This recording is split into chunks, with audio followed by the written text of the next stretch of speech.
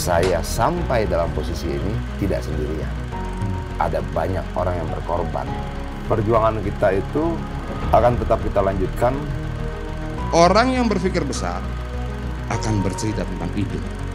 Orang yang berpikir kerdil bercerita tentang orang lain.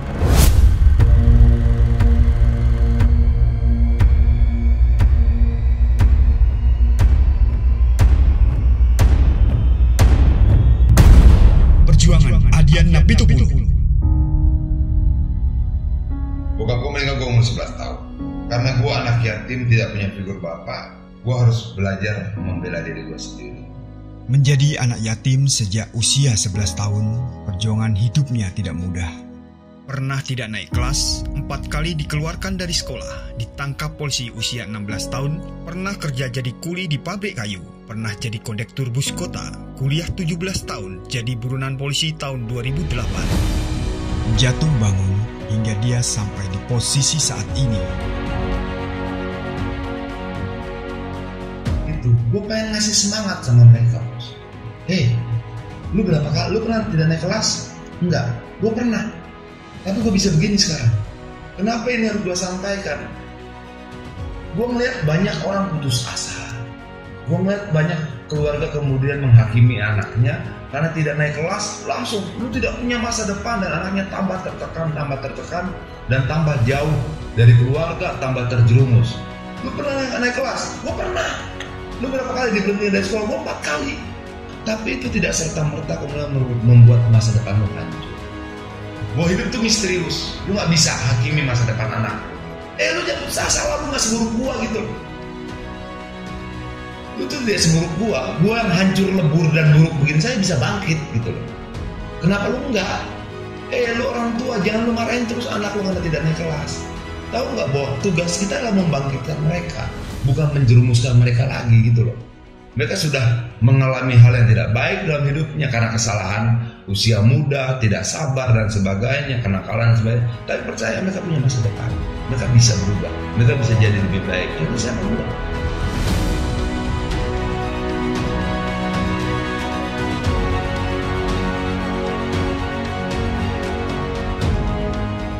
Jauh dari kata putus asa, perjuangannya membawanya menjadi salah satu tokoh penting bagi negeri ini.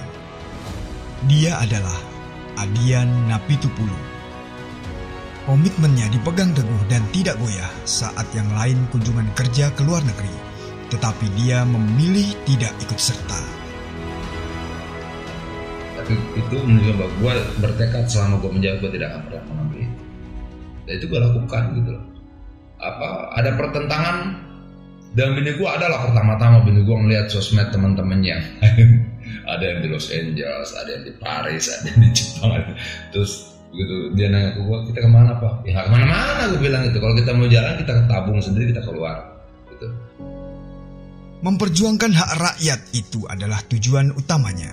Kewenangannya sebagai anggota DPR digunakannya untuk membuat kebijakan yang lebih pro kepada rakyat.